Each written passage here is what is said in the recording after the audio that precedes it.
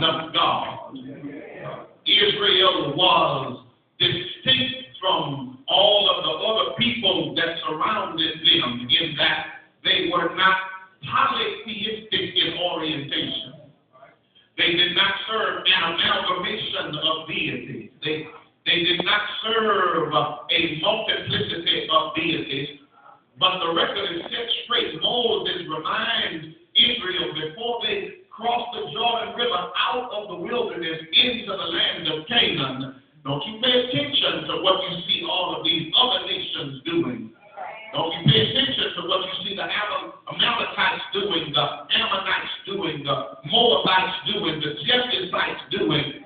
Understand your God is one. And it is the foundation for the Hebrew experience in their relationship for Jehovah. And Moses here in Deuteronomy chapter 4, even in our text, verses 37 through 39, reminds